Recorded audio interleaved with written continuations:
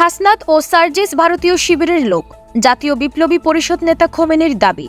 বিস্তারিত দেখুন অগ্রযাত্রার প্রতিবেদনে।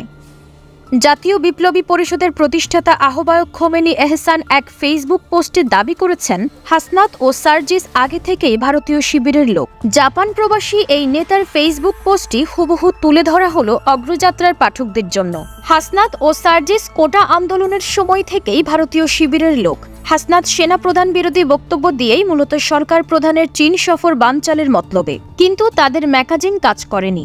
এখানে খারাপ ব্যাপার হলো হাসনাত শিবির কর্মী, তাকে ঠিকই ভারত ব্যবহার করলো, আর সার্জিস হলো খাঁটি ছাত্রলীগ। তাকে দিয়ে স্ট্যাটাস দেওয়ালো যেন সে অনেক ভালো লোক।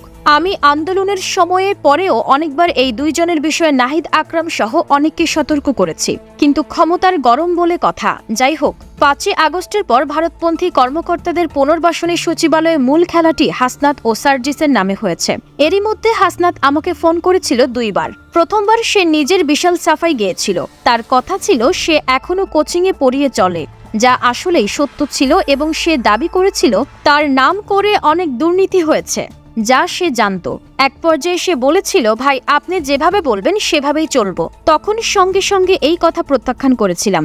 আমি তার শুভকামনা করেছিলাম। এই হাসনাতই ৪ঠা জানুয়ারি আমাদের কর্মসূচিতে হামলার পর সার্জিসের পক্ষে সাফাই গাইতে আমাকে ফোন করেছিল। তার অভিযোগ, আমি সার্জিসের ছাত্রলীগ অতীত টেনে কথা বলি, এমনকি তাকেও ছাত্রলীগ বলেছি।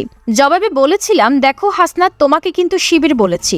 সে কেন সার্জিসের হয়ে সাফাই গাইতে ফোন দিয়েছে, এই নিয়ে আমি তার কাছে ক্ষোভ প্রকাশ করি, এবং আমি তখন আমাদের প্রতি শিবিরের বৈরী আচরণের কথা বলি। হাসনাতের সঙ্গে আমার কথা হয়নি।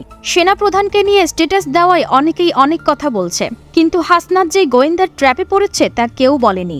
আমার দুঃখ এটাই যে এইসব পোলাপান রাজনীতিকে স্রেফ কিছু কূটকৌশল ভেবে বসে আছে। রাজনীতি করতে জ্ঞান লাগে বাপু হে, এত সোজা না।